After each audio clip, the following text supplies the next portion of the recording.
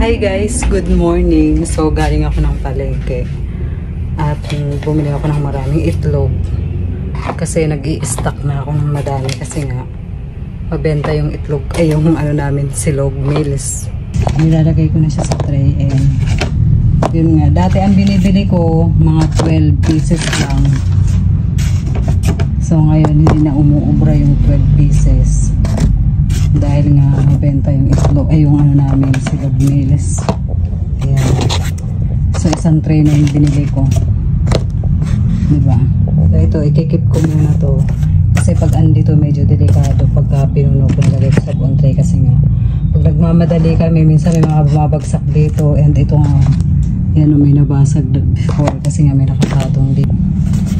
So tago ko muna tong ilang ano rin to, isang buong ano, 18 pieces din yan. Isang gabi nga, ano, naubusan kami ng itlog. Sarado na yung mga palengke dyan sa labas. Ito wala na talaga akong may bibilhan. Kailangan talagang may stock na siya kahit pa paano. Tapos pag naubusan kami ng hating gabi, meron akong extra.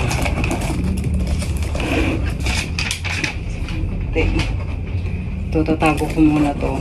Kasi halos araw-araw din ako bumibili ng itlog nga lang kasi ang bili ko kasi 18 piraso lang. So yun, kinukulang na talaga siya. Kaya nakakatuwa kasi nga mabenta yung silog. Kaya bumili din ako ng dalawang fries. Kasi wala naman akong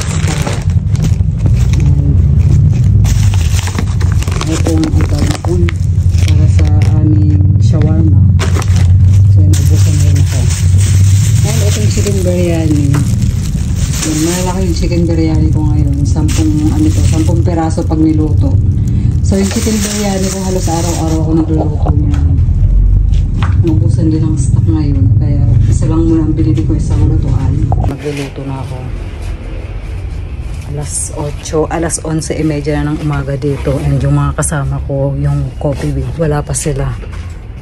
So baka na-traffic. And ngayon, ako ay mag-aasikaso na. Dahil mamaya alas 12, sigurado meron ng pupunta. So ito, luluto na ako. Papakulong muna ako para sa tomato salsa namin kasi naubusan na rin kami. So yun, malakas yung chicken biryani namin ngayon.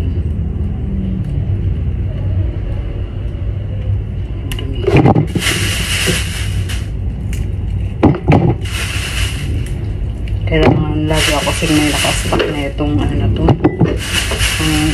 yung tomato salsa.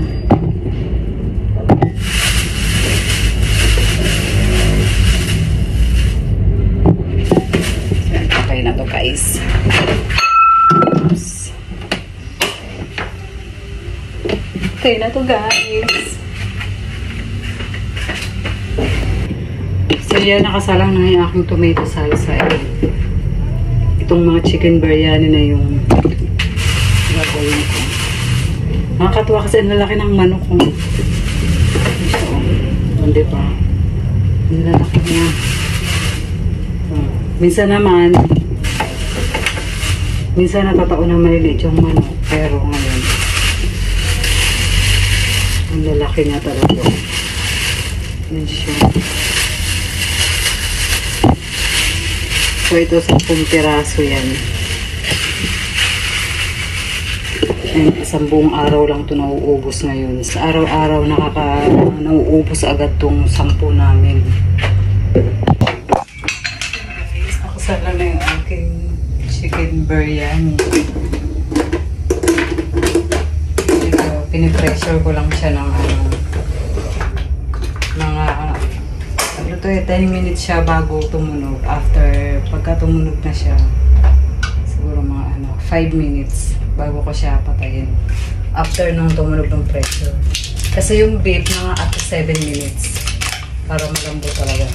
Kaya talaga yung nagugustuhan ng mga customer dito yung talagang yung napakalambot nga ng chicken at saka beef namin. So yun lang guys yung ating video for today. Babush!